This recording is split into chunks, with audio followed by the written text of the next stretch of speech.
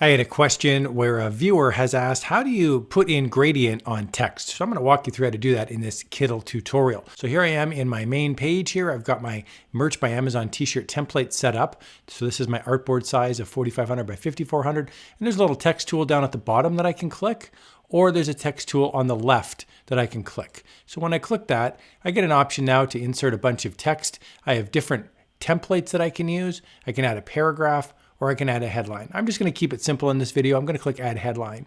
And now I've got this little tiny headline. I can just expand this out and make this nice and big. So for the purposes of this video, I'm just going to keep the font the same. I could change it if I want. I just scroll down on the right. I could change the font, and I can change how it's spaced out. There's all sorts of cool text tools there. But for this video, I'm just going to keep this as is. Now I'm going to move this up so you can see it right in the middle, so I can center it. I can make it plumb. You can see those guidelines come in. That's a really nice feature. But let's talk about gradients here. So what I'm going to do now is, with my text selected, I'm going to go up here to text color. It's on the right-hand side. And you can see right now it's black. So I can change the text color pretty easily. I've selected the text. I select text color, and then I can make the text any color that I like. I've just made it red in this instance.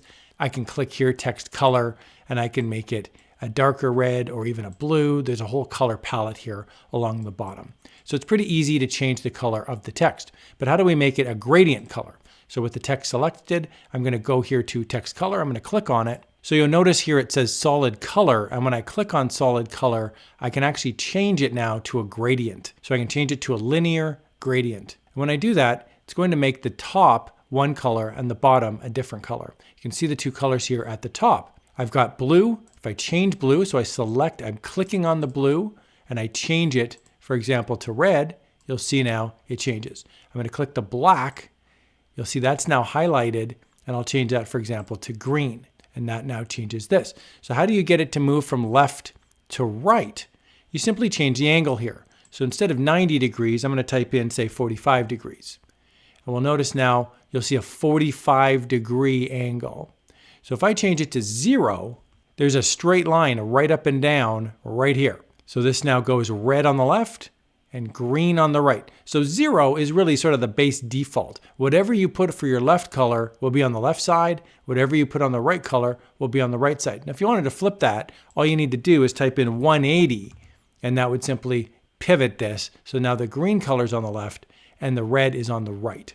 There is one more option, which is called radial gradient, and that's like a circle. So it's going to go out from the center, and you're going to have red is in the middle and green is in the outside. So you can change whatever color you select, and it will change the outside only of that gradient. So there's a few different options: solid color, linear gradient, and radial gradient. Just remember, this angle over here sets the tone on the line that separates the left color and the right color. I hope you found that walkthrough helpful. I love using Kittl. I'll put a link to Kittl in the video description below. Just a heads up, it is an affiliate link, and that just means if you click on the link and purchase the Kittl subscription, I would receive a small commission. I love using Kittl. There's a ton of different options in here: templates, illustrations.